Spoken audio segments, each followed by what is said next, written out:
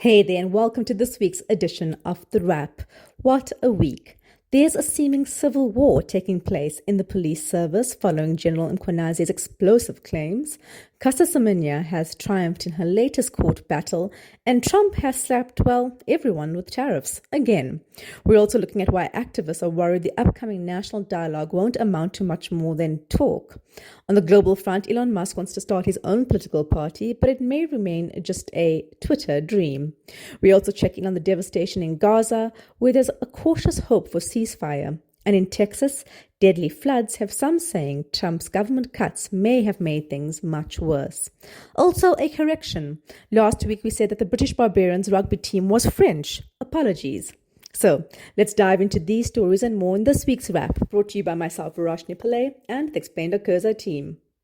First up, Casa Semenya has won her latest legal battle. The European Court of Human Rights ruled today that the South African Olympian did not get a fair trial from Swiss courts over testosterone rules. Switzerland must pay her 1.6 million rand, but this does not overturn the World Athletics ban that's kept her out of the 800-meter since 2018.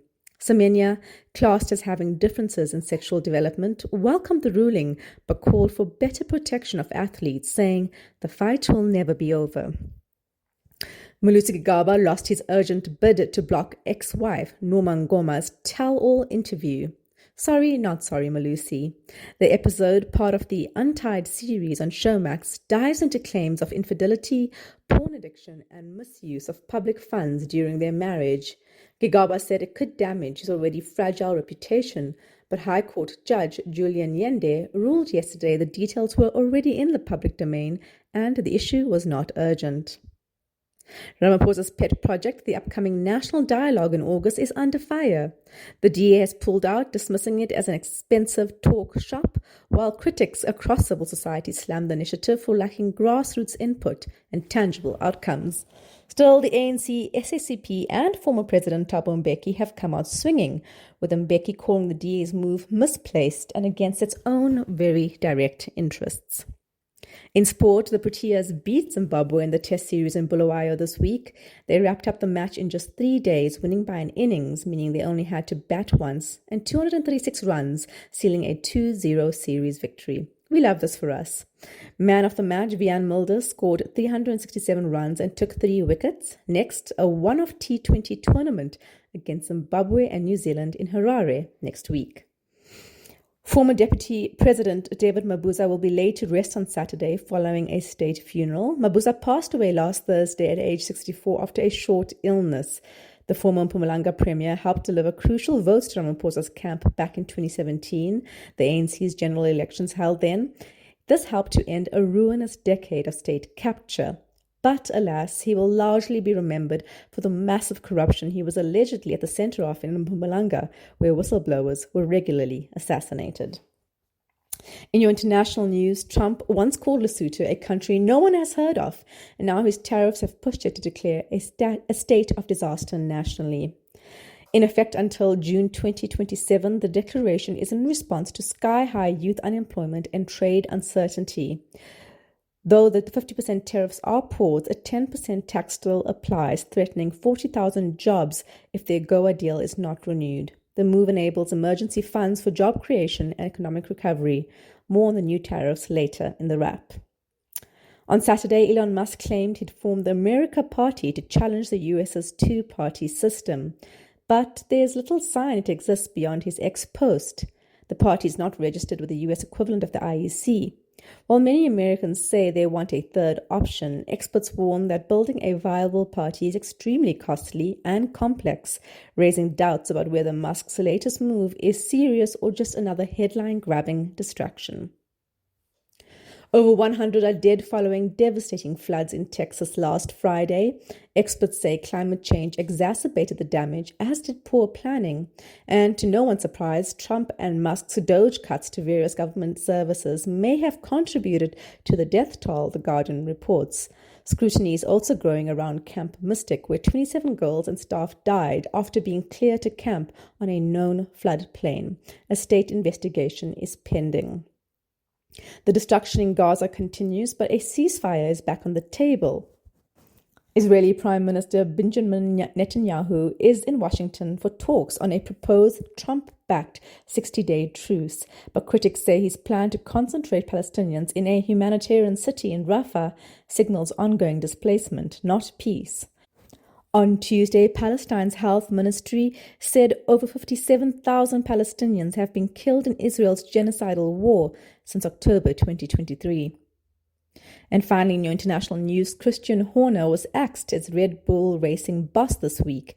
His ousting follows a messy 18-month saga: sexual misconduct allegations, power struggles, poor car performance, and baffling driver decisions. With Max Verstappen, Red Bull's star driver and four-time world champion, underperforming and possibly eyeing the exit, insiders say Red Bull finally ran out of reasons to keep Horner. It's a stunning fall for one of F1's most successful and controversial leaders after 2 decades at the helm. In your big story, South Africans are still reeling from Sunday's jaw-dropping press conference by KwaZulu-Natal Police Commissioner Lieutenant General Nhlanhla Mkhwanazi. Dressed in combat-ready wear and flanked by rifle-wearing officers, he accused the very institution he serves, the South African Police Services, SAPS, of being infiltrated by criminal syndicates. The rot, he said, is not confined to low-level corruption. Instead, Police Minister Senzo Mchunu is allegedly implicated. Mkhwanazi alleged that Mchunu tried to disband the Political Killings Task Team, a unit set up by President Ramaphosas in 2018 to investigate political assassinations in KZN. Mkhwanazi linked Mchunu to Pretoria businessman Vusumuzi Kat Mklala, who was arrested in May for the attempted murder of his ex and exposed in a News 24 investigation for his dodgy 360 million rand tender deal with the SAPS that has since been cancelled.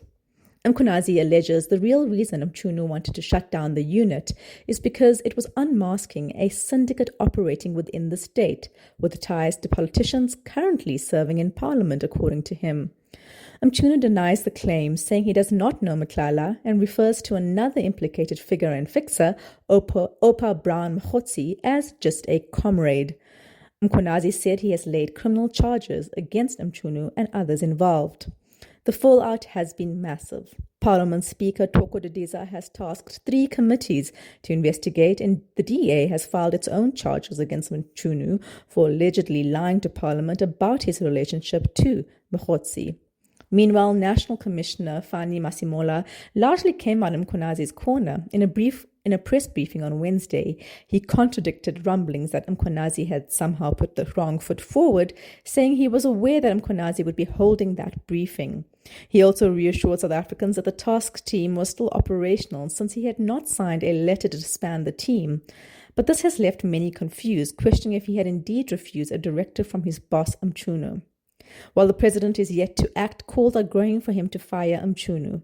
President Ramaphosa, who was attending the Brics summit at the time the allegations came out, has called it a matter of grave national security.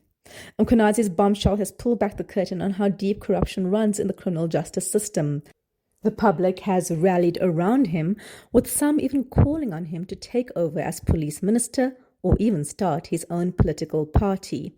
Our take: fix the structural rot in the system first. Read my column about this on our website, explain.coza. In international news, just when we thought the storm had passed, US President Donald Trump has again threatened a 30% tariff on South African exports to the US effective 1 August. This comes after a 90-day pause on tariffs first announced during his Liberation Day speech on the 2nd of April, where Trump unveiled a plan to rebalance trade deficits with countries he claims are taking advantage of America. South Africa was initially hit with a 31% tariff, but key exports like platinum and gold were temporarily spared. Now the gloves are off. In a near copy-paste letter sent to 22 world leaders, including South Africa's Ramaphosa, Trump said 30% isn't nearly enough to close the trade gap. He warned that if South Africa retaliates with its own tariffs, the US will match them and then some. South Africa had been scrambling to strike a deal in time. Back in May, Trade Minister Parks Tau proposed a framework offering the US access to South African markets, think natural gas, fracking tech, and seasonal fruit. But Washington rejected the plan, proposing instead a new template for all African countries. We still have not seen that template, by the way. Ramaphosa hit back this week, saying the tariffs are based on dodgy data. He noted that 80% of US goods already enter South Africa tariff-free and urged local exporters to diversify stat. Meanwhile, South Africa's vehicle and steel exports to the US have already taken a knock since April, while US petroleum imports to South Africa have doubled. Trump has also threatened a 10% penalty for aligning with Brics. Trump's tariff rollout has been chaotic, to say the least. He promised to finalize trade deals with a dizzying number of countries in the 90-day pause earlier this year, but only two materialized, the UK and Vietnam. The rest, letters posted to social media threatening tariffs from 20 to 50% on nearly 24 countries. Trump has made key decisions publicly and off the cuff, noting recently that some African leaders he happened to be meeting with might be spared tariffs. He's based tariff rates on what he calls common sense and even said a letter means a deal. With Trump, it seems the only consistent thing is inconsistency. There's still hope, kind of. The US says deals could still be made at Trump's discretion. But don't hold your breath. Finally, the 2025 Brics Summit wrapped up in Rio de Janeiro this week, and it's clear this club of emerging economies is aiming for serious global influence. The group started in 2009 with Brazil, Russia, India, and China, with South Africa joining a year later. Since then, Brics has expanded, and this year's summit confirmed just how much. Indonesia, Egypt, Ethiopia, Iran, Saudi Arabia, and the UAE are now full members. Additionally, 10 new partner countries have been added, including Nigeria, Kazakhstan, Uganda, and Thailand. These partners are not full members, but get a VIP access to trade, investment, and diplomatic perks. With more than 30 countries still queuing to join, Brics is clearly appealing to those tired of Western dominance. But not everyone was in the room. Russia's Vladimir Putin stayed home due to that pesky ICC warrant over Ukraine, while China's Xi Jinping and Iran's president also skipped out. Still, leaders from Brazil, India, South Africa, and the new members showed up, with Indonesia attending its first summit as a full member. Experts, however, have critiqued the group's internal contradictions, which magnify as it grows. This includes tensions between India and China and the group's silence on Russia's attacks on Ukraine. Others have noted the group faces flagging momentum given the, quote, bloat of its growing agenda, internal contradictions of its increasing membership, and lack of a robust normative bedrock, as the Institute of Security Studies put it. Meanwhile, Donald Trump, never one to miss a chance to stir the pot, threatened a 10% tariff on any Brics nation that messes with the US dollar, but there are no real plans by the bloc to usurp the dollar. Still, Trump has previously accused the bloc of being anti-American and warned of even steeper penalties, up to 100%. Brazil's President Lula da Silva clapped back, saying, "We don't want an emperor," and called for central banks to start trading in local currencies. Despite the politics, the summit largely focused on deepening trade ties and building alternatives to traditional Western-led institutions. With the US slapping tariffs left and right, it's no surprise that many countries are looking for new alliances. South Africa's role? Ramaphosa played host to key discussions, even as US turns the heat up with new tariffs and Brics nations face growing scrutiny. Let's hope the bloc's growing size translates into real economic power and not just more photo opportunities. That's it from us at The Wrap, an award-winning product of Explain.Coza, simple news summaries for busy people. Remember to share the love, tell your friends to sign up at Explain.Coza/subscribe. Till next time, goodbye from the team.